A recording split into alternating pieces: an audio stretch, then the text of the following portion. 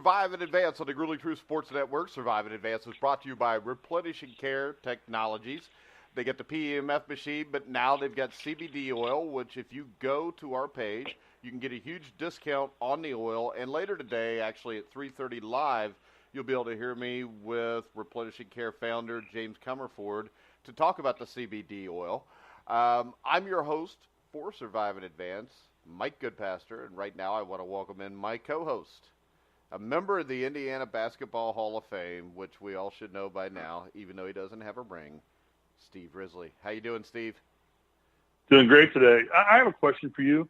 Why are you introduce yourself as the host and me as the co-host? Why don't you say I'm your co-host, Mike Goodpaster, along with our other co-host? Because I have a very large ego, Steve. All right, well, okay. As long as you won't admit that, then I'll accept it because I'm not big into labels and names. Well, I was always thought of the name on the. If you're not, I'm always trying to get to know your personality just a little bit better, so I know how to deal with you. I thought you. But I was always told that old cliche: the name on the front of your jersey, Survive and Advance, is more important than the name on the back of your jersey. Well, then we'll just stop introducing ourselves then. Well, I think in about 10 seconds you get wiped off the face of the earth. Why's that? You better introduce yourself.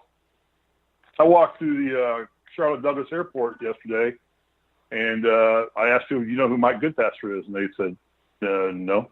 You know what? If you'd ask them who Steve Risley was without saying, I played for Bobby Knight first, they would say no also.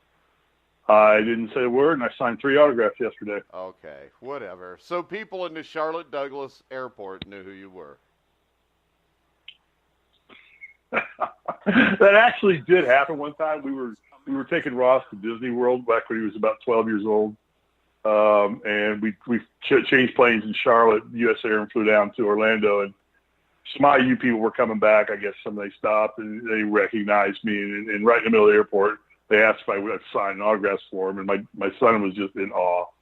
It was hilarious. I mean, he was in awe that people would want your autograph, or in awe? Yeah, exactly. It was a very touching story, a touching moment, kind of one you were kind of really cool to share with your son, and things like that. But they were IU people, so they obviously recognized me because they were big. They had IU shirts on and everything. They were IU fans, so it wasn't like you were that big of a thing. This must have been when you were really little, because you were a much better-looking man 30, 40 years ago. There's no doubt about it. I never claimed looks with my strength, okay? It's not one of my top 10 assets. There's no doubt about it. I don't care. All right, let's go ahead and get to the show, because now, see, you questioned me by saying I wanted to be the host, but now you just spent like 30 minutes talking about yourself. All right, so let's talk about this. This is one that surprised both of us. Kevin Love now has a chance to show that he can lead a team by himself. Following the departure of LeBron James this summer, Love is now left as the only remnant of the Cleveland Cavaliers' big three of him, of course, James and Kyrie Irving. They're paying him like $30 or $40 million a year, Steve, for Kevin Love. And the thing that's really big is when you get in and you look at it, the Cavs actually rejected offers from the Miami Heat, the Charlotte Hornets, and the Portland Trail Blazers for Love. Is there any way Love's worth this amount of money? I don't want to knock Kevin Love. I think he's a great team player. He's an integral part to any team that wants to win in the NBA. He's a reliable player. He seems to get along well with his teammates. But to tag him with that kind of money, he got $120 million over 4 years. That's franchise money. And I don't think he's a franchise player. I don't think that he's a player that's going to be able to step up in crunch time and bring the ball down court, draw the foul, get the play he needs, get the referee support that he needs, like a LeBron or a Michael Jordan could, or a Steph Curry's going to get, or LeBron. You can go down the whole list of players that will get that, but he's not going to be there. I think it was a desperation move to try to fantasize that the owner of the Cleveland Cavaliers could somehow magically keep the magic going in Cleveland that they had with Kyrie and LeBron, and go from there. So I don't get the move at all. I think they've killed their salary cap. They've invested in a player who's not going to produce NBA championships for them. But he's a sentimental player for that team. And I really questioned that the minute I heard that decision made. Yeah, because to me, if you're going to pay a guy that much money, he's a guy that having him on your roster you think is going to at least get you to the playoffs. And I find it hard to believe that the Cleveland Cavaliers are going to sniff the playoffs for a while. Yeah, I don't think they're even a playoff team next year. Yeah, exactly right. And, Love has been prone to injuries. I mean, he's missed, time in parts of seasons for injuries, and you take your highest paid player, there's going to be some resentment there. There's probably going to be a few more talented players that don't have the name recognition of Kevin. They're probably going to feel they're worth more value to the team. I think that their mode should have been, if we're going to jettison Irving, we're going to jettison James, or James is going to jettison us, let's jettison Love, and let's build a war chest. Let's get after free agency. Let's trade for some draft picks. And let's start this thing over again. I just think this whole mentality of putting a Band-Aid on a hole in the dam and think you're going to stop the leak is crazy. And, but I guess these owners have that kind of money to pay. But it's not an investment as a general manager that I would have made if I didn't have another stud player in camp with me to make sure that Kevin Love complemented that player. It'll be interesting to see, but I don't think he's going to carry that team. They may not end up being the leading scorer on that team. They got a good draft pick. They got young talent. I think they made some good draft choices. I just don't see Kevin Love as a fit in that puzzle right now. I think you just jettison them all of them. All right. Just to keep your salary cap clear, bankroll some money, and get after some free agent players. All right, so we're going to talk NFL today. We're getting close to training camps opening. And the thing that's let me just close out with this for you today. Here's what I probably would have done if I was the Cleveland general manager. I probably would have invested more heavily in another Kardashian. You could buy one of them probably for a few $million. You can. You could buy one of them and move them to Cleveland. And they seem to attract NBA players like worms attract largemouth bass. And I probably would have just got Chloe to stay in Cleveland, built her a big mansion, bought her LeBron's mansion, and said, look, stay here. We'll make things right. We'll invest in you. It doesn't go against her salary cap. They draw in another NBA superstar, and I think they're back on the map quicker than trying to invest in Kevin Love. Yeah, but what happens if she gets back together with Lamar Odom? It's not going to happen. We don't even know if Lamar Odom still exists. No, nobody even knows that. He doesn't now because he's not Lamar Kardashian anymore. He's not Lamar. Yeah, he's not Lamar Kardashian. Yeah. All right, let's talk. I will tell you, it's funny now because all James is doing now is hanging out at Nobu's in Malibu. It's his home away from home now, and Nobu's is a real famous, trendy celebrity restaurant in Malibu on the beach. It's a sushi place, which I'm not a sushi kind of guy, and I'm a deep pockets kind of guy that can afford to go to Nobu. But he's been cited there more times than he's been cited talking to his teammates.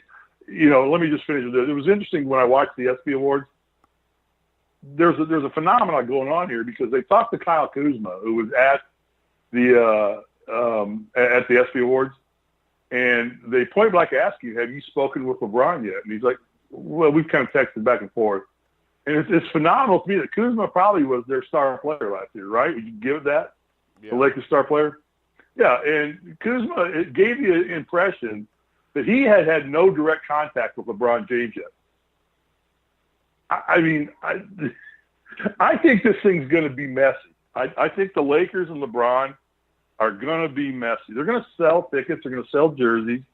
They're going to do everything, but I'm just telling you, out here, it's like it's all hype, but he made a promise. He owns a pizza chain out here somewhere, and he twittered out that he was time for a pizza party at this one location that he put out here, and all of a sudden there's 10, 15,000 fans, and he was giving away free pizzas that day. So come in between 10 and 5 or 11 and 5, and you get a free pizza. And he made the innuendo on Twitter that he was going to show up. Well, of course, the people go nuts out here, and he never even sniffed the area. As far as anybody knows, then there's at TMZ, every news channel in the world had cameras positioned in sniper positions, to get a shot of LeBron coming in, and he never shows up. So it's going to be a little interesting. When Kyle Kuzma said we texted back and forth a couple times. Like, you haven't spoken. He has to come in and talk to you about what he's thinking. What are you thinking? What are we? You're the star player in the team right now. How are we going to mesh this? It's going to be interesting. It's going to be a bumpy ride for a while. All right, let's transition to the NFL and the Oakland Raiders and John Gruden, who made a comment yesterday, if I can't get it done, I'm not going to take their money. You got to leave it to Gruden to make such a bold, illustrative, Yeah. That's John Gruden. Let's face it, John Gruden, if you look at him, he got the Raiders to a divisional playoff. They lose. Then the next year, he goes to Tampa Bay. He wins the Super Bowl. But after that, what's he done? I mean, he's supposed to be a quarterback guru who's never developed a quarterback. Rich Gannon did get better under him. But what did he do in Tampa Bay? He went the next 7 or 8 years, went to the playoffs like once or twice, didn't win a playoff game. Then he goes to Monday Night Football. I don't see how this could work out for him anyways, but why do you have a guaranteed 10-year contract if you only want to get paid if you win? Why didn't he design his contract that way? After he won a Super Bowl at Tampa Bay, I'll tell you what he did. He made a ton of money. Yeah. He was ESPN's highest paid reporter, period. I mean, more than Chris Bierman was making, and Bierman was the elder statesman at the time. But he was by far their highest paid, according to the ESPN's own, reports on it and everything like that in Sports Illustrated. I mean, he was their highest paid on-air personality. So he's made a lot of money. He's lived off that one ring. You're right in the fact that he's never really produced a top-tier quarterback. But he's a showman. I mean, he's smooth talking. He talks trash well. And, when you're in the analyst booth, you don't have to back up what you say because it's always a prediction. This is what I assume. This is what it should be. And then when it doesn't, he has the right to go blame them for not listening to him. And when he does, it's like, I told you so. So he's always in a win-win situation. And there, you can't lose when you're an analyst, especially when you carry the reputation he did. Who is his most famous quarterback? Is it Rich Gannon? Yeah, probably. Probably, yeah. Well, he's got his hands full with Derek Carr. There's no doubt about that. Derek Carr, and I think the Raiders are going to be fun. Derek Carr's already a good quarterback. The problem, he's a good quarterback, right? I mean, I just think Gruden has been out of the game for a decade. I know he's been following with Monday Night Football, and he does these whatever university for quarterbacks and all this BS. But I just think this is going to fail. I mean, maybe he gets into the playoffs once or twice over the next few years. But I think he's to the point where he's more of a showman right now than he is actual football coach. I disagree, and we'll talk about your 3 surprise picks of the year later on in the show. But I think the Oakland Raiders are going to rise. Raider Nation is going to rise. They're moving to Vegas. I think Gruden's the perfect fit for that whacked out sports team. They've always Al Davis teams have always done things differently. So, but in terms of his prediction, I tried it when I read that. I looked it up and I said, okay, what do you define as winning? So at what point can we start lambasting you to get back your money? And it was very vague. It's just if I don't get it done. I said, okay, what is if you're making that much money and you're an NFL head coach, getting it done means winning a Super Bowl. There's nothing else. That's what I was saying. Football. Yeah, it's not like he's going to Arkansas and he's going to get it done, which means he's going to make it to the Peach Bowl. In Arkansas, it'd be get her done. Yeah, but I don't like to say get her that. Done. I hate when Larry the Cable Guy says that, and I really hate when actual grown adults say it to me because you just want to smack them in the mouth. I mean, come on, get her done. That's stupid. But yeah, well, that sells in Peoria too, so whatever. It's still stupid though. Get her done. Yeah, it is. But isn't most everything we do in this country pretty stupid? Most everything other people do is stupid. Yeah, I tend not to do stupid things. Yeah, I don't know that I can disagree with that. Oh, whatever. I really don't know. I don't know that I could really vehemently disagree with that statement. There you go.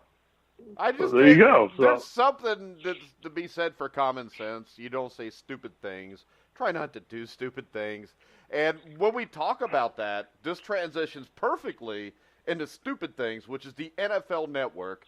Oh, my gosh. For the second time, they've been sued. Pro Football Hall of Fame receiver Michael Irvin, who sucks on TV anyways, had to be repeatedly reminded by a makeup artist not to touch her. One of the many allegations made in the latest sexual harassment lawsuit. The thing that stuck out to me the most was this, is when they went to the PR department or the HR department to talk about the players doing this, nothing was done about it. We already knew about Eric Davis, who allegedly would rub his genitals against people. But the thing is this, can we be that surprised by this? Because, number one, you're taking a bunch of NFL players who are not, polished announcers. This is not what they're doing, and you're putting them all together. My guess is it's probably generally like a locker room experience for these guys. And when you got guys like Marshall Faulk, Ike Taylor, Heath Evans, Eric Davis, now Michael Irvin, what do you expect? And on top of that, when you watch NFL Network, all the women that work there are very attractive. You see a lot of legs, you see a lot of high heels. They're basically selling sex on the NFL Network. They're not getting generally the best women working there, because I don't think all the women that know the most about football in the world are all attractive and big-breasted. All right. Now, a couple things here. First, I'm going to disagree with you on the appearance of personalities on the NFL Network. I don't really care what they look like. I don't think that's a matter of fact. A lot of people do. I know, but that begins part of the problem. I'm not going to defend a player. I'm just saying that begins part of the problem is that does the NFL own the NFL Network, or is it a separate entity that they've licensed to? So the NFL owns. All right. Well, you see, we're right back to the same root of all evil.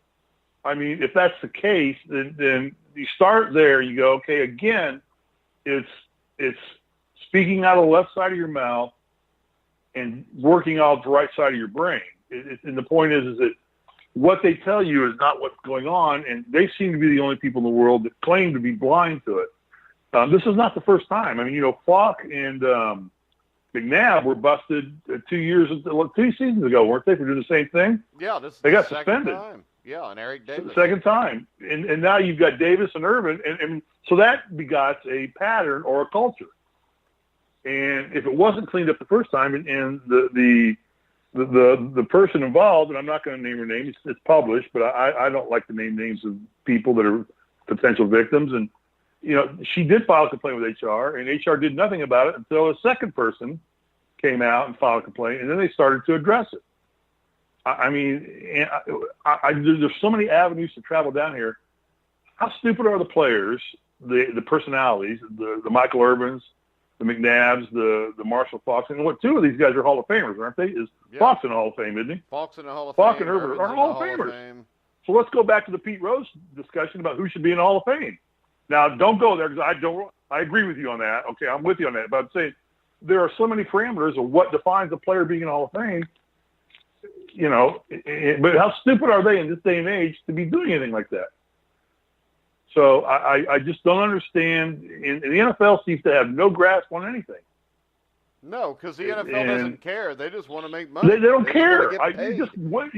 That's the nail in the coffin right there. They just continue. If you really dive into this and look at it, they just continue to just look at you smack in the face and say, we don't care. You're going to buy our tickets anyway. You're going to watch us on TV anyway. Yeah.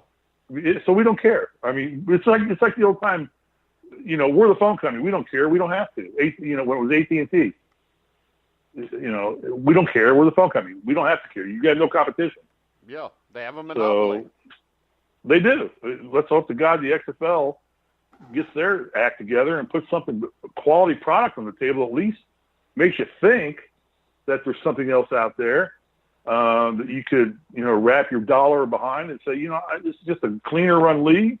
It's better organized. It seems to be a little more genuine. I don't know if it will. We'll find out here in a week or two when I think we have some brass from the XFL on our show and, see what their motives are, what their mentality, their culture is going to be. But the NFL just continues to just pull the wool over everybody's eyes. But it just comes down to blind loyalty that I'm appalled. I'm actually embarrassed and appalled that these guys who this is the problem. Are a lot of Steve. kids' heroes. I mean, there are a lot of kids' heroes. Look at the way these guys act in their daily life. I mean, when you are somebody, Michael Irvin, since the time he was, dropped out of the womb, everybody knew was going to be a superstar. And he was treated where there was no accountability. Have you seen Last Chance U ever on Netflix? No, I have not. It's basically a show about, a junior college, and the players there, most of them are D1 players, but there's something wrong with it. And the majority of them are there because no grades, or they get in trouble all the time. But it's something where they're allowed to get in trouble. They're allowed to do the wrong thing and get away with it. And then all of a sudden, when you get to a junior college, you get called on it. If you don't make it, you're out.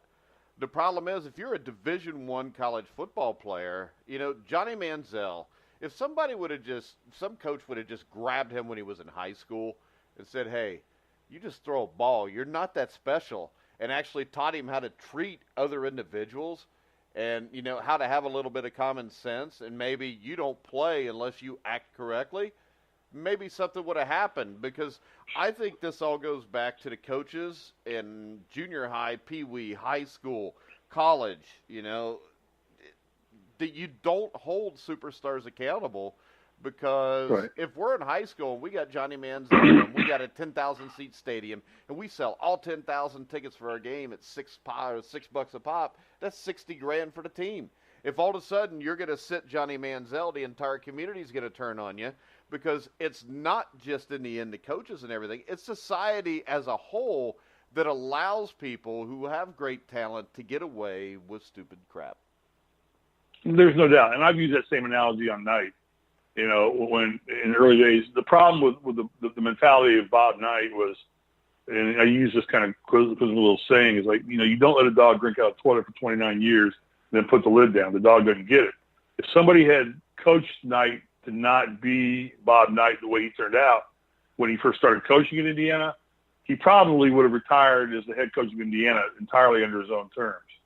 Yeah. But as long as Bob Knight was winning and building that program up and winning championships, it was all tolerated and defended blindly. Yeah, let's face it. If Bobby Knight would have been 5-23 his first 3 years, the way he wouldn't be there. He'd have been fired.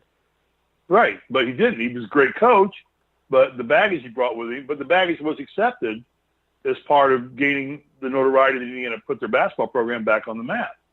And again, Knight did 10 good things for every stupid thing he ever did. That's how good he really was. But what gets reported is the stupid things. But somebody should have told him then, you can't represent the university this way. I don't care about what your winning is. We can't allow the university's reputation to go this road. And that's got to be superseded over winning. But it didn't happen, and he kept winning and winning and winning to the point to where he never was even in jeopardy until he stopped winning. And then people started tiring of his antics. But they called the same people that accepted and defended his antics while he was winning were the ones that ended up terminating his antics because he just still wasn't winning anymore. And it's the same thing here with the NFL. People are going to be – this is not going to be a big deal to the NFL. They'll deal with it. They'll have some publicity machine on it right now. And unfortunately, the victims will be challenged and they'll be tested. And then they'll be compensated probably. And I would assume what naturally seems to happen is they'll go away with a nice paycheck and everybody will think everything's fine. And it's not fine. It's not fine for these guys to do this. And this is a culture now when you have two separate incidents with 4 dominant NFL players, on-air personalities, including an executive producer. Yeah. I mean, there was an executive producer, and this is the guy that's the boss. Okay? I mean, Eric Weinberger is the executive producer and also charged. The executive producer is the top dog in a production. He's the guy that puts the money out. He's the guy that signs every check. He's the one that has final say in everything. And now he's being charged in it too and implicated. So that's a culture. And it's a culture we see far too often in the NFL. And the thing is, it's not going to change because if you look at fans, like fans of Pete Rose, we've talked about Pete Rose before. No matter what Pete Rose does, nobody cares. They just love him. It's Donald Trump. I agree with some of Trump's policies. But the thing is this, after a while, you just got to wonder what kind of world we live in when you can see this stuff about these people, whether they're, and it seems to be athletes and politicians. I mean, absolute power corrupts absolutely. And these people, and it's not just Donald Trump, guys. If you look at Congress, like a third of Congress has committed a felony before. And that's just a third that got caught. So we live in a world where if you have great athletic ability, or basically if you have money or you can produce money, you're kind of allowed to do whatever you want to do. Yeah, and the celebrity tag too. I mean, it's like, and I guess it gets to the players' heads that they walk in and they think they're this undeniable presence and that they have free reign. But then, see, most of their lives they're given that. Yeah. And it doesn't make it right in any stretch of the imagination. You should be intelligent enough to know this isn't right, to behave that way. I mean, to create an environment that way. I mean, I managed people for 19 years as a manager, and I had, males. I had gays and lesbians working for me, and I had attractive females in the pharmaceutical industry. I don't ever once remember looking at any of my employees sure, there was no sexual innuendo going on. We would joke, and if you want to call it a locker room mentality, and I'll tell you this about locker room mentality, if I'm in a locker room and anybody comes up and rubs their genitals against me, they'll do it one time. It'll happen one time. And they'll no longer have any genitals to rub up against me. And that was our locker room. I mean, I don't know where this whole mentality of locker room mentality comes from, because I'd spent most of my playing career in a locker room with guys, and in the later part, women coming in, and I never saw any of that. I guarantee you, if I was in the shower and Isaiah came up to me and rubbed his genitals against me, Isaiah wouldn't be Isaiah today. But you wouldn't have he a didn't ring do that. either. I'm not saying that. I'm just saying that's a fallacy to call that a locker room mentality. Well, for all you people out there, do not. I don't like the fact that people think that goes on in the whole locker room. See, this is the thing. I mean, there are jokes told. I think locker room mentality is more of what is said than anything else. Right. But it's not even. And I can say we didn't sit there and make jokes about women, about degrading women, or about gays or lesbians or transgenders. We didn't do that. We basically ripped on each other. I mean, okay, let's get Risley Day, and everybody had a Risley joke. And you just sit there, and it really, you learn some humility. You learn just to take it and go, okay, it's just my day. I'm going to get it, but what goes around comes around, dude, so lay on me. And it was actually, such a different thing than how it's portrayed, this locker room mentality thing. People, let me tell you, if anybody's listening right now, that's not how most locker rooms are. There's no sitting there naked women on the walls and that doesn't exist in most locker rooms. I guess some places it does, maybe, but obviously for the most some part, places it does. Yeah, but it's definitely in the deep minority of high school, collegiate, and professional locker rooms. I just can't believe with the access people have today to the locker rooms. And I used to remember we used to hate it even in my day, 1978 to 81. I mean, that's when the press were allowed in, and you come in the locker room, you're like, yeah, I'm sweaty, I'm hot, I've just got my butt ripped, most likely, in Indiana. I don't really want to be being cordial and pleasant to anybody. We're not sitting here barbing out sexual innuendo like crazy. We just want to all get out of here, go get some food, and go home and get ready for practice the next day. And so that whole usage of the word locker room mentality drives me crazy. It's not what people are led to believe it is. But back to the NFL, the culture, I mean, it's just another nail in the coffin. I don't know, but like I said, they're the phone company. They don't have to. They don't have any competition. And in the end, season's starting up. We're going to start talking NFL football a little bit today. And, from here on out, it's going to be NFL football. Camp's open today. We're going forward, and it'll all be about from here on out until college football starts up.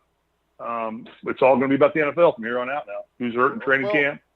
Who's progressing? Is Andrew Luck's arm going to be any good? You know, I mean, is Gruden good? You know, pay back half a salary? I mean, it's all here. We're done now. We're done talking about top 10 movies of all time. So until Friday, we're doing the funniest movies of all time. Okay, good. Good. I'm glad. But we'll have NFL talk beforehand. And there should be something to talk about NFL-wise every day from here through February now. You know, what needs to be happening is, what needs to be happening is the accusations need to be proven. Okay, and I believe in a bonus of you're innocent. The first ones are all proven because these guys were sending Instagram posts about this. Well, fine. No, I'm just saying, by the letter of our Constitution law, you are innocent until proven guilty. So an accusation's been made. I think the people of the NFL or whatever needs to do their due diligence and investigate it. They need to decide whether it's accurate and it's factual and it happened, and then they need to just terminate the people and ban them from the NFL.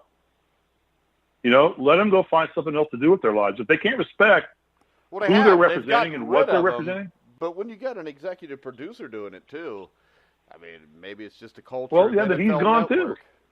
Yeah, and then let him explain on his resume, how did you get fired by the NFL? Sexual harassment? You think anybody wants to touch that right now? There's nobody in the world who's going to touch. I mean, have you even heard the name Kevin Spacey mentioned? You haven't heard his name mentioned? The only reason you hear Weintraub's name mentioned is because he's still going to go to jail. But the rest of the guys, they've banned. Matt Lauer, have you heard Matt Lauer's name mentioned anywhere? Other than the fact his wife just took him for $50 million. You know, so, I mean, but you just have, I mean, and actually McNabb and Fogg went on to work for ESPN Radio. Yeah, I know. And then they're gone from there now, too. They're suspended from there now, too. So, you know, so I think punishment needs to be swift and just.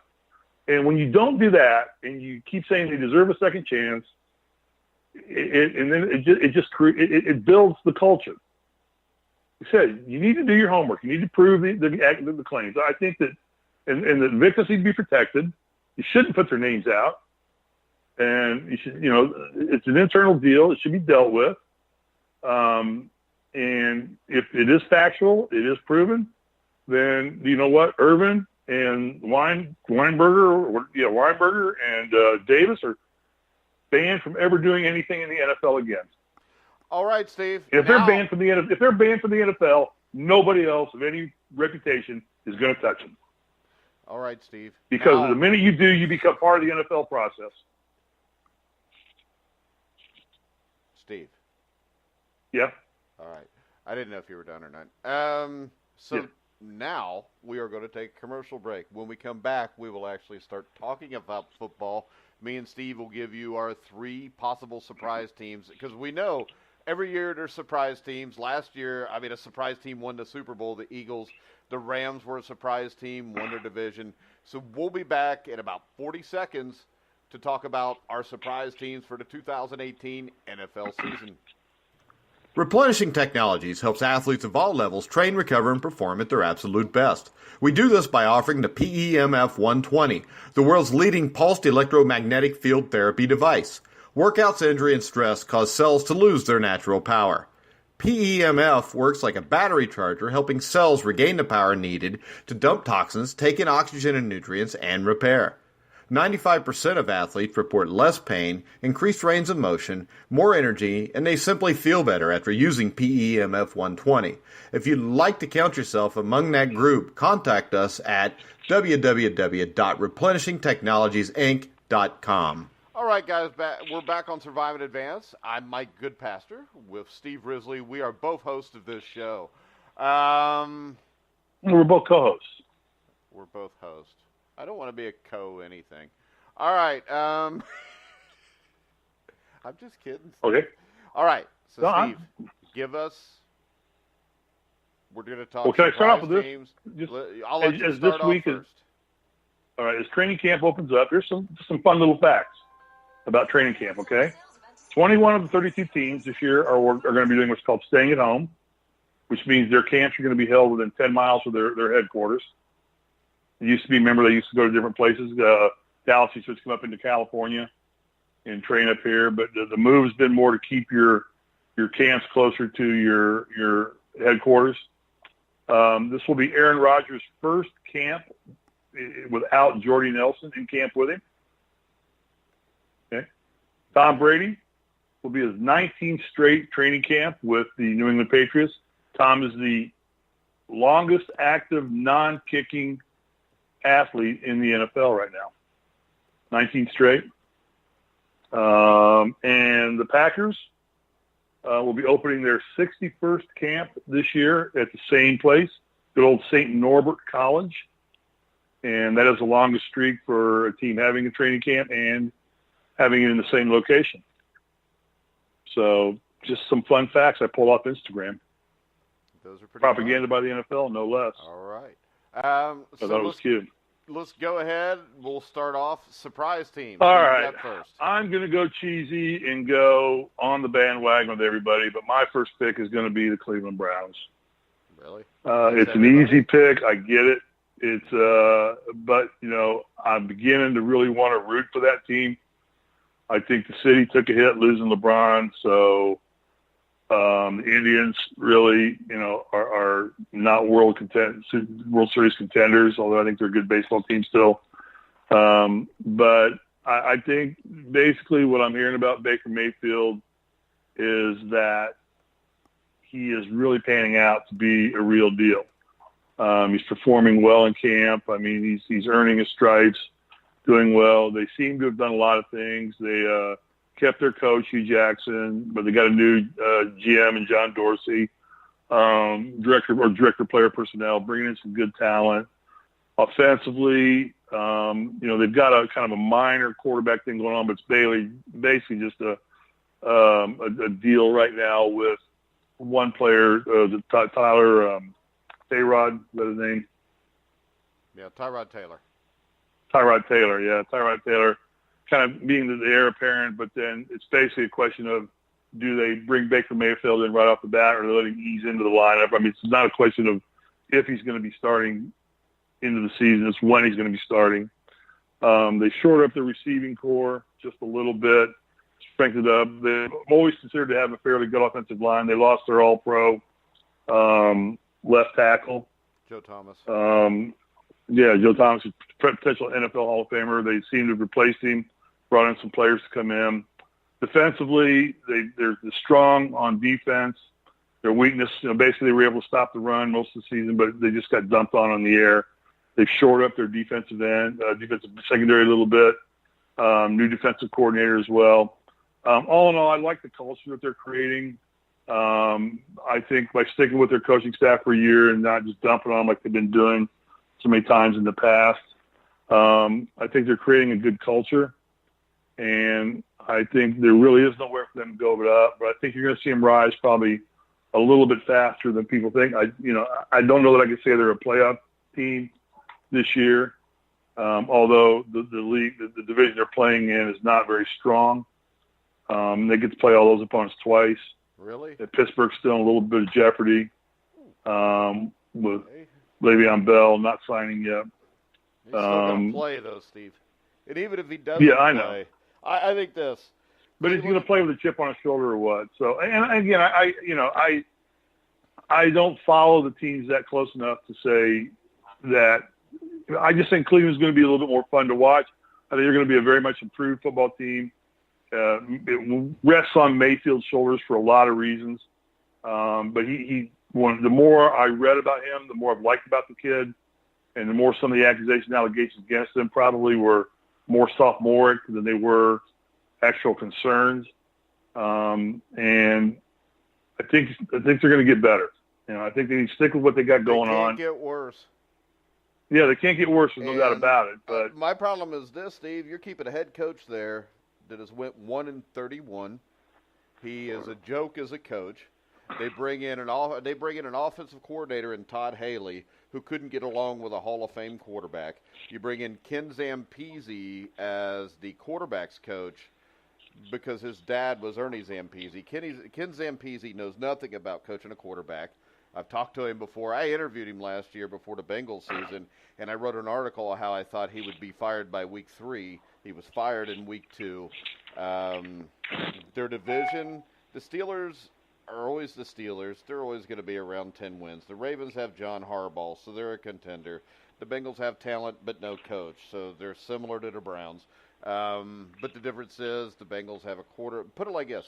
The Bengals, Ravens, and Steelers all have quarterbacks that have been Pro Bowlers, and the Browns have Tyrod Taylor.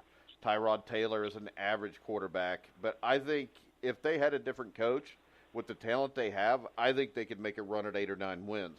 I think with the coach they have now, I think they start off slowly. The best thing that could happen to the Browns is to start off 0-4, 0-5, and they fire the coaching staff. They bring in a new coaching staff because if you leave this coaching staff with them all year, there's a chance they could ruin Baker Mayfield. So I think the roster's a lot better. I think they'll win 5 or 6 games on talent alone, but I think that's about as much as they can do. They need a coaching staff. My number one pick is the Houston Texans, which I think the Texans, if they would have stayed healthy the last 2 years, may have already been in a Super Bowl. I think Deshaun Watson's a real deal. The short time he played last year, he looked like it. They don't have an overabundance of offensive weapons, but they do on defense. You got guys like J.J. Watt, Marcellus Wiley. They're all going to be back this year.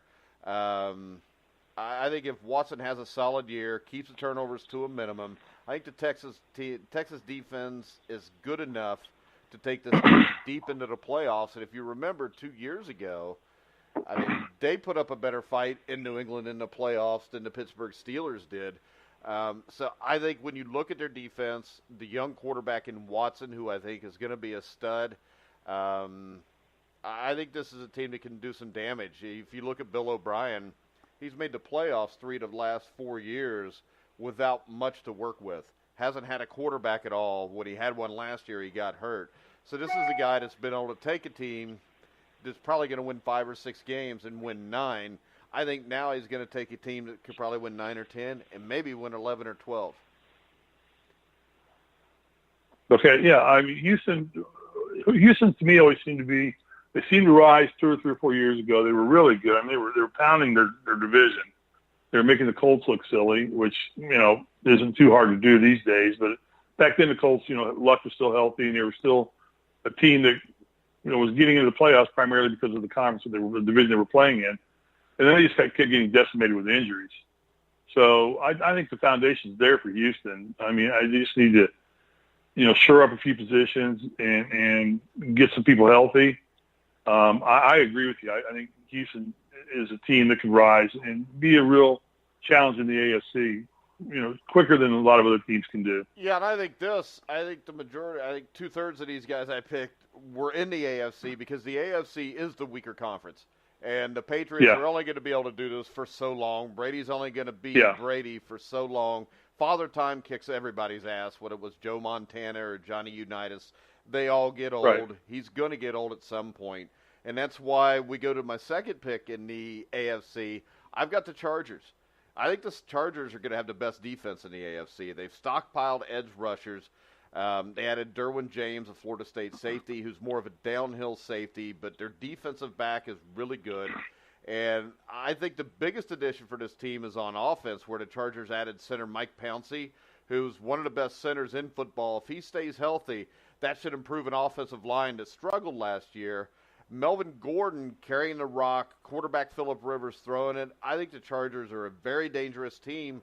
And when you look at that division, I mean, Denver is a team that defensively will be really good. Offensively, there's going to be a lot of questions. Kansas City, they've traded away a lot of guys, and they're going to go and they're going to put all the chips on Patrick Mahomes, which a lot of people like him. A lot of people think there's problems with him.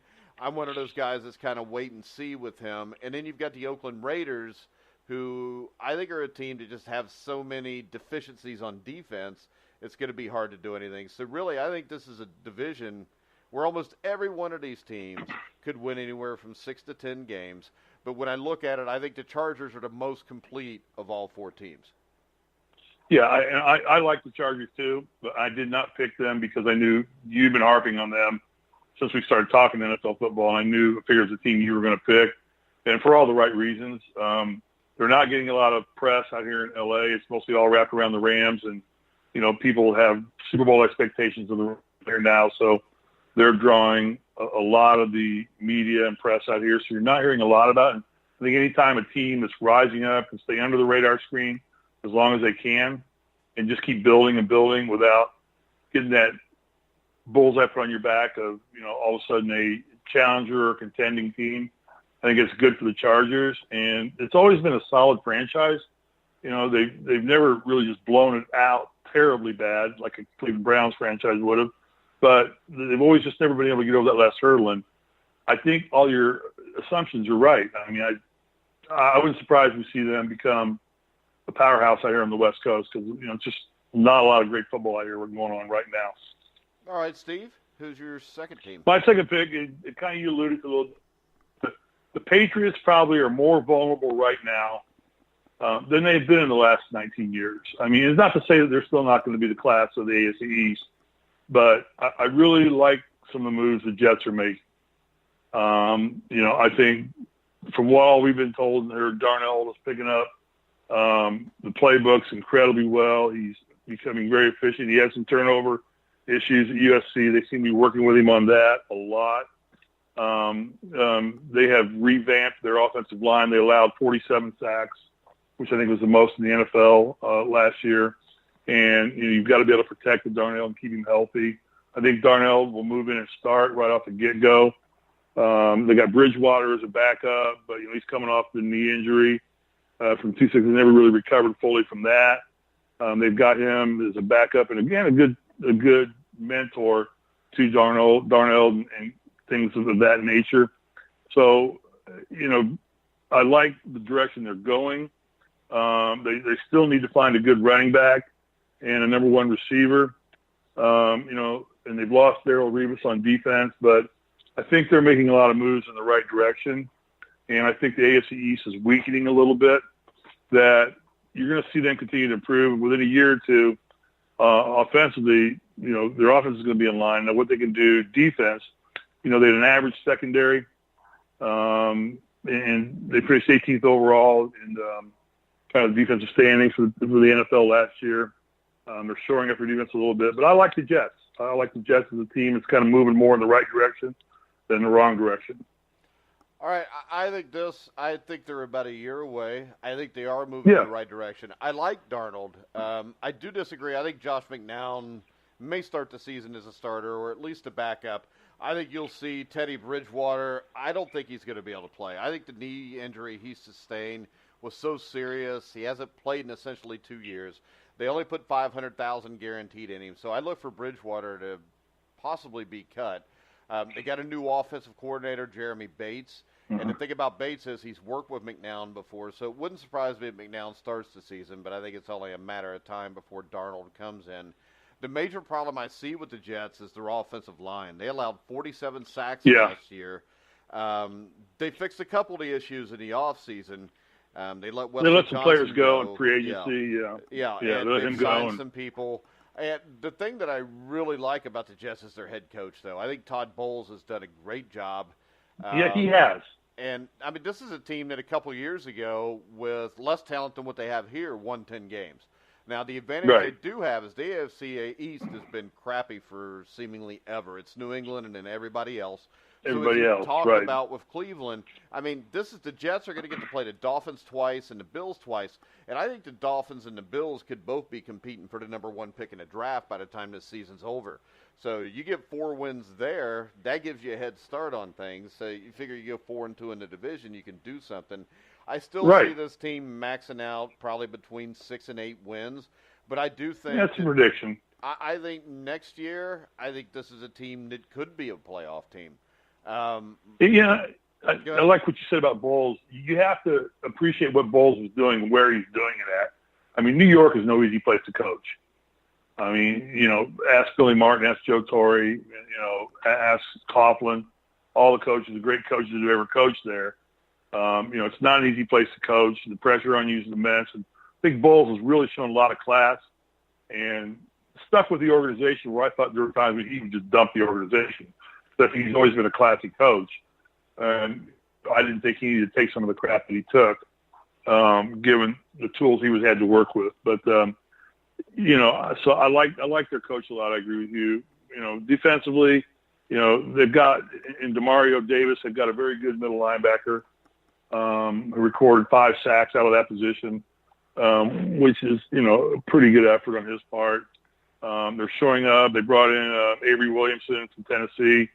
In the defensive backfield, they're showing up from their defense a lot. I think they're just taking all the right spots. They're fixing all the right positions, and they're, like I said, I don't think they're going to make a major impact this year, but I think it's another team you're going to say you're going to pick against them in a pool or something like that, and they're going to turn around and they're going to be in a very tough team to bet against. Well, the thing is this: New England's going to drop off at some point. One of these 3 teams has got a chance to do something, and when you look at it, just with the coach and the quarterback situation, to me, the team that looks like it's more apt to step up quickly and take over the battle for the Patriots are the Jets. You look at Miami, right? You got Adam Gase and Ryan Tannehill. I'm not sold on that. Buffalo, I mean, come on. Buffalo, you've got the kid from Wyoming. I can't even remember his name right now, who's a guy that I'm not impressed with, or you get A.J. McCarron.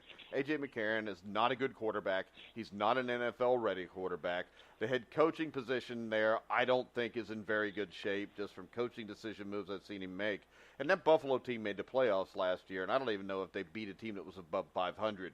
So, to me, I think the Jets are a team that's 2 years away. But I think they are a team similar to the Browns that are definitely moving in the right direction. And the thing that's impressive about that is that's 2 organizations that have generally screwed things up.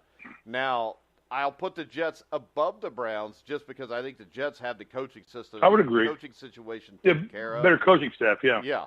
So, and my third team is the NFC team, and I'm going to give you 2. I know we said we were going to do 3 each, but I'm going to give you 4 altogether. Because I got another team similar to the 2 we just talked about that are probably 2 years away but moving in the right direction. Right now, I'm going to talk about a team that I believe could make a run to the Super Bowl this year, and that's the New York Giants. I think they're loaded on offense. They're led by quarterback Eli Manning, who looked old the last few years, but he looked old because he didn't have enough playmakers. He didn't have a running game. The offensive line was terrible. Now you look at the wide receivers. He's got Odell Beckham Jr., he's got Evan Ingram, he's got Sterling Shepard. The offensive line, which has been putrid for years, should also be improved with the addition of Nate Solder and Will Hernandez, who they got in the second round. So there's your guard and tackle. Then you throw in the addition of Penn State all-everything running back Saquon Barkley, and I think the Giants will be able to put up points in bunches. And if you remember, the Giants were in the playoffs because of their defense 2 years ago, and they still have a lot of talent on that side of the ball. And with the offense, even if that defense is average, this is a team that's going to be in the playoffs.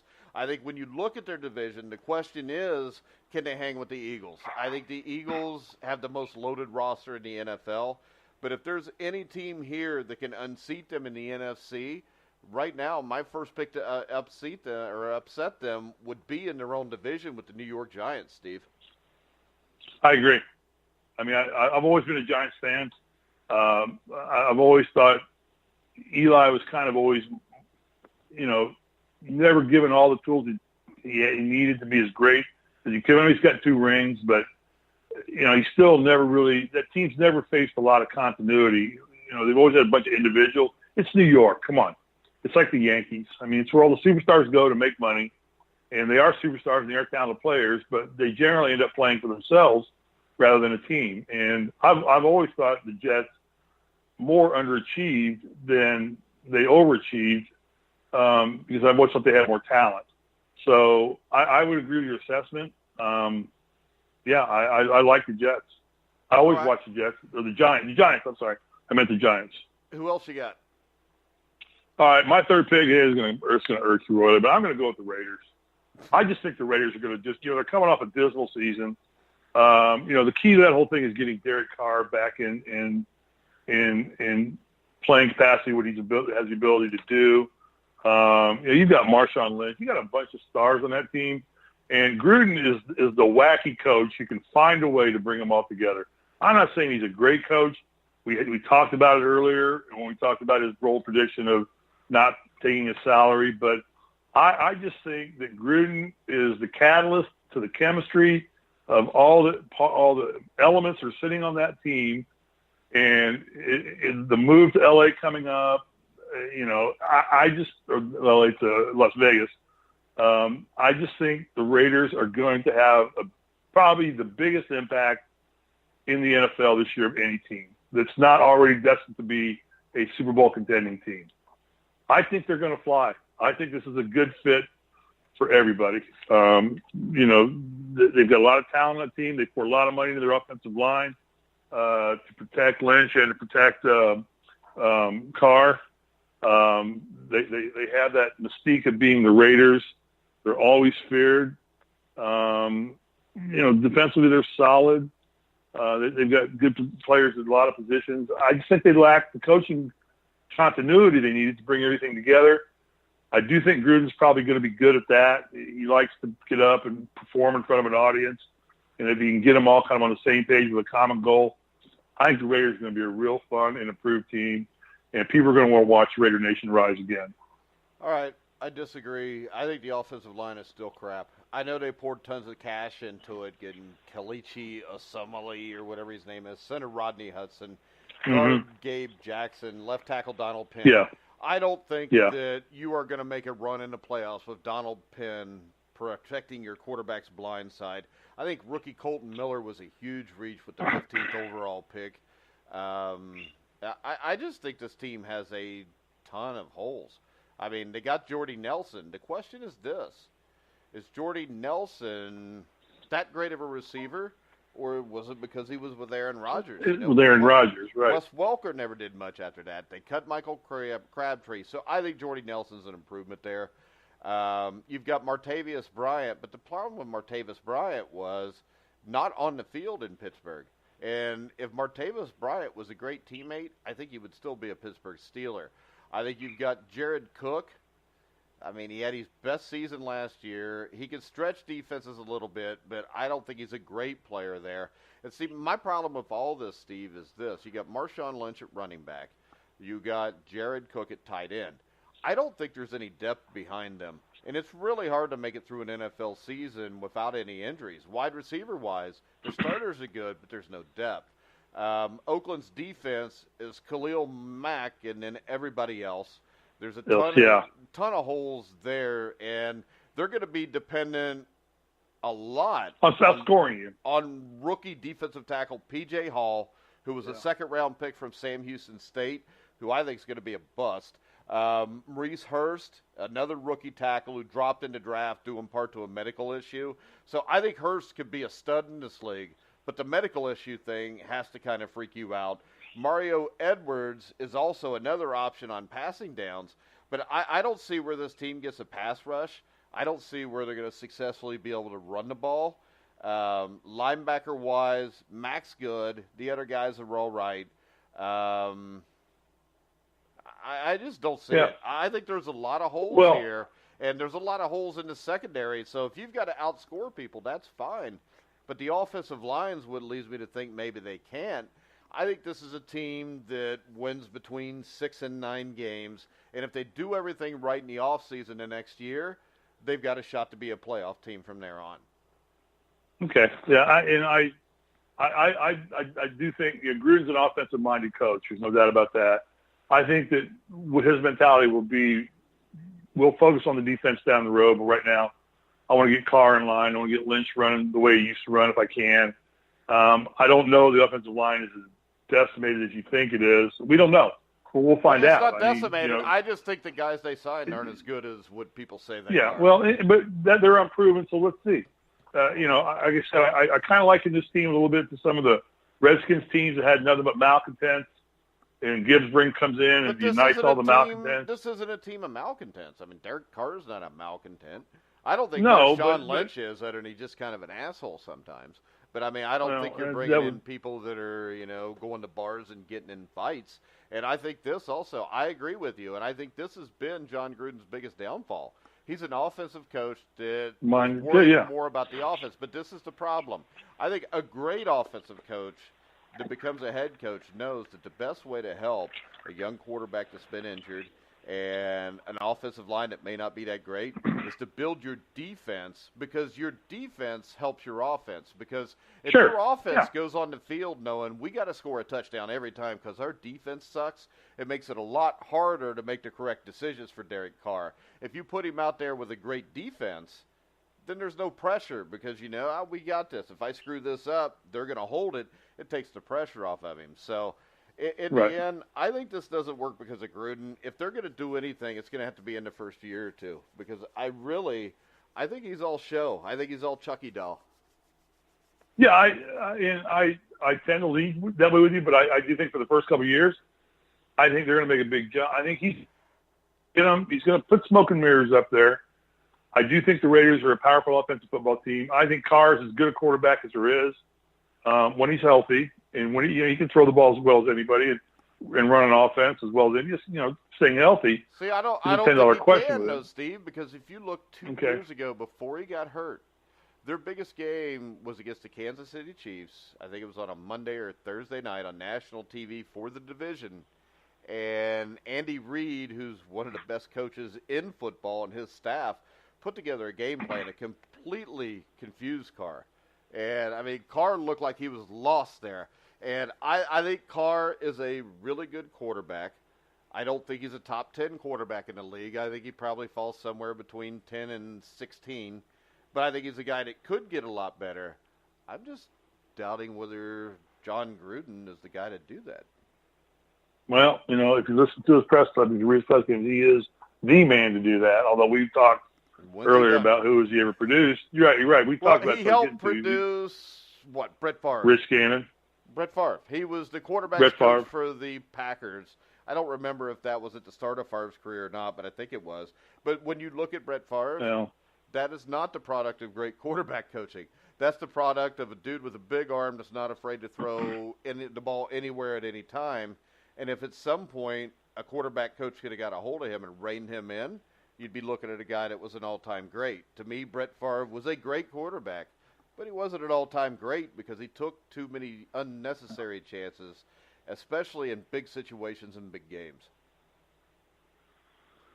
Yeah, I think the Raiders will be more of a surprise and disappointment. Like I said, I believe Gruden has limited time there. Well, remember he's not going to last 10 years there. I think because they've got Gruden, he damn near has to go to the playoffs this year, because this is what everybody's going to expect in Oakland.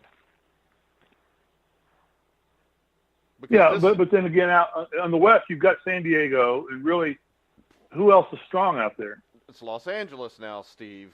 Well, but they're not playing Los Angeles. Yeah, they are. An NFC team. The Los Angeles Chargers are an AFC team. Oh, that's what I said. The Chargers, yeah.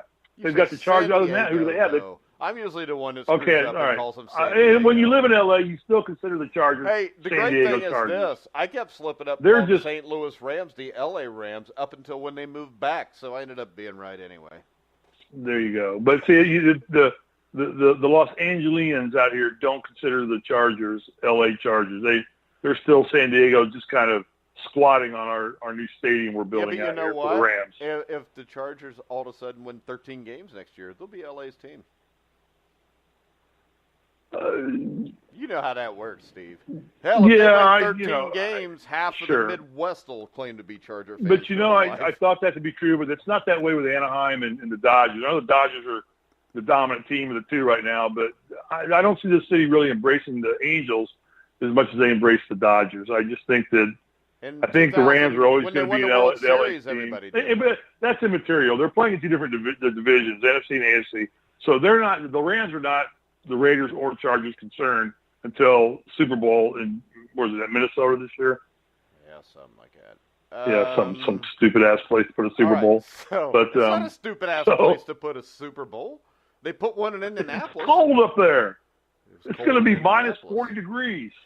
What's stupid is this, Steve. The stupid thing is the fact that they'll play it in a dome. It should be outside in Minnesota. Right. Metropolitan Well, that's another part Stadium, of it, yeah. 30 below zero for the Super Bowl, and let's see who wins. Frankly, what I think is that every Super Bowl should be played at the Rose Bowl, which is 25 minutes from my house.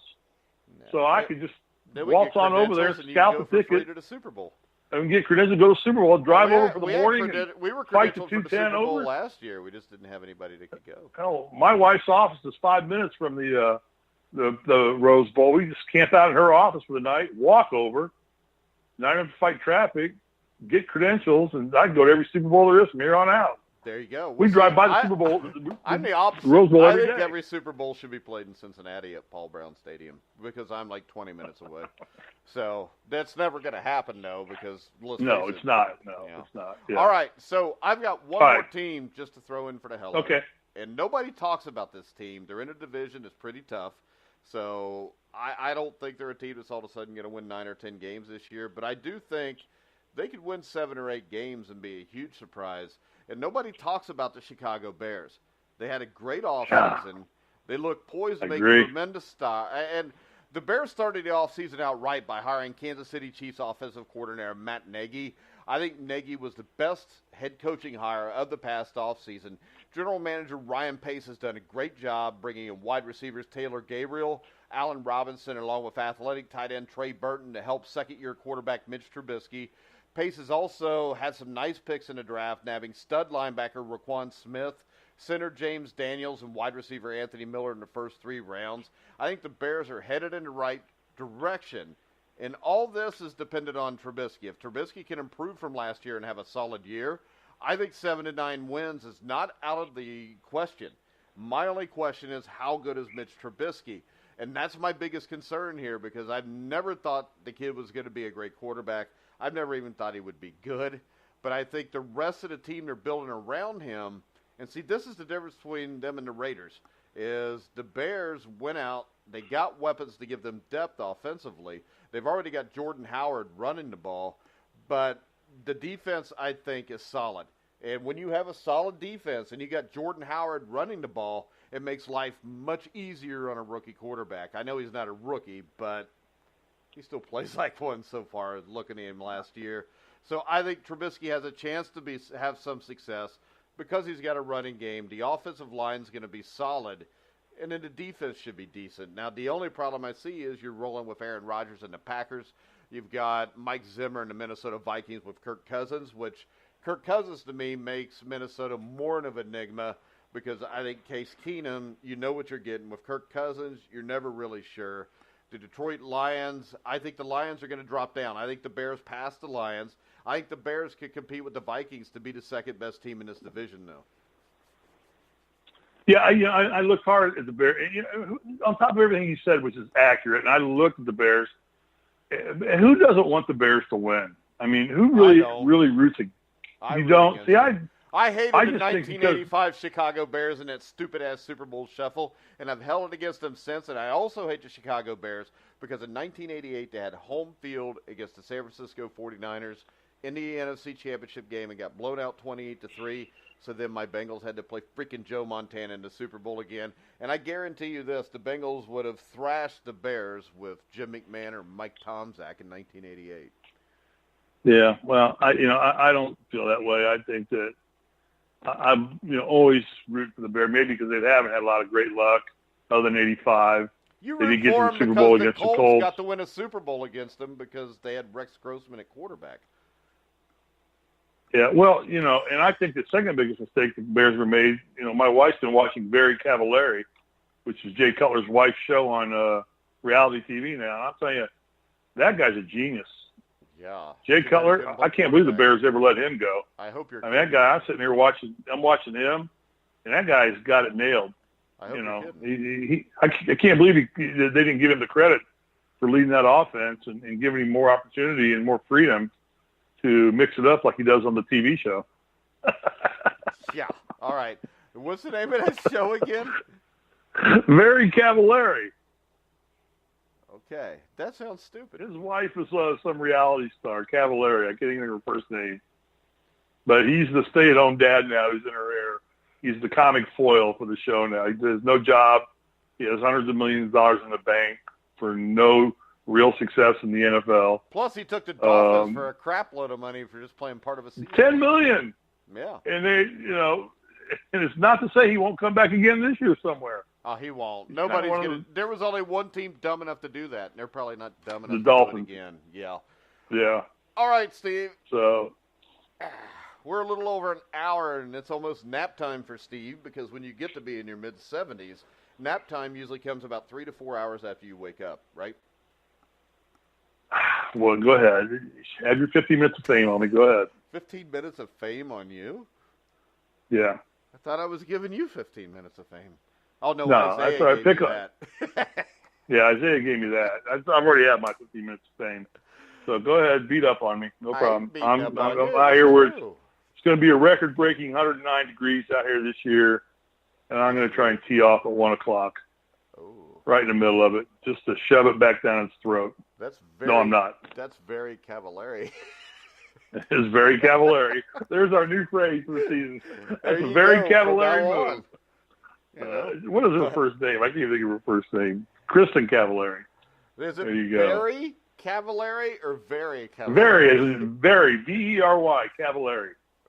Maybe it should be Barry, since Jay was a bear. Barry Cavallari.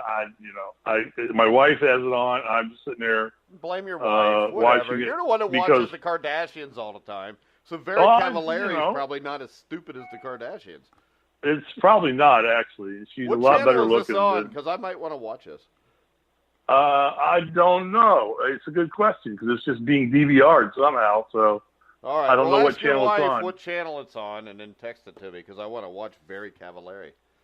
Very Cavallari. That's what I said. Very Cavallari. The funny part, though, is Jay Cutler. He's got a big role in this show, and he does nothing. So it's kind of like when he was with the Bears. He had a very big role, but he did nothing. Did nothing, exactly. It's like the last time I was watching, he has all these remote cameras set out in his field. They moved to Nashville. He got this big ranch in Nashville, and he has deer cams everywhere where he watches his deer. You say beer cam? Oh, deer cams. I think you said beer cams. Deer cams. All right. Where he keeps an eye on all his deer. And he's got names for all of them. And he drives the biggest dadgum Ram pickup truck I've ever seen in my life. I love the guy for that. You got to see this truck. It's a man's truck. I'm more of a Chevy guy than a Dodge guy. I'm not a Dodge guy either, but I'm going to tell you what. This thing is a beast. It is a big old white truck. You got to go up 5. She tries to get up in him in her heels. But if Dodge Ram wants to become a sponsor and give me and Steve a truck, we would definitely all drive Ram trucks, wouldn't we? Yeah, and I'll hate Chevy forever then. And that same remember, offer Ram goes trucks, out to Chevy if you can give us a big truck. Because remember, Ram trucks are domestic, not domesticated. All right. Whatever. That's their TV campaign right now. All right. Let's get off the air before we get ourselves looking stupid. Commercials. So, all right, guys. Yeah. We will be back at noon tomorrow, whether you want us to or not. We're going to come back at noon tomorrow Eastern on thegruelingtruth.net. I want to remind everybody they can follow us on Twitter at Grueling Truth or at Survive in Advance. You can go to Facebook and join our Facebook group, The Grueling Truth, for all of Steve's witty humor. And also, from now on, I think I'm going to start watching Very Cavallari and just give a daily update on it. As long as I can figure out. I got it narrowed down to 2 channels. It's either Bravo or ETV. One of those 2. Oh, okay, so it's not a very big show. Well, I guess the Kardashians became big on the E! Entertainment. Kardashians own ETV. Them and Ryan Seacrest own ETV. All right. You know, see, I live out here in Hollywood. I get this crap every day. We don't get hardcore news out here. All we get is entertainment news. 24/7 out here. I don't think there's hardcore news anywhere. All the news right now is just the president now had sex with a Playboy model. And he paid her. And okay, I'm not going to go there. Let's go. It's a lot better. It's a lot better than the porn star he banged. So president is moving up in the world. All right, guys. Remember, you can hear all of our shows on iHeartRadio, iTunes, TuneIn, Spreaker, Stitcher, and now we're on Spotify. So make sure you check all those out. We will be back tomorrow at noon. So for Steve Risley, I'm Mike Goodpaster. You've been listening to The Grueling Truth, where the legends speak.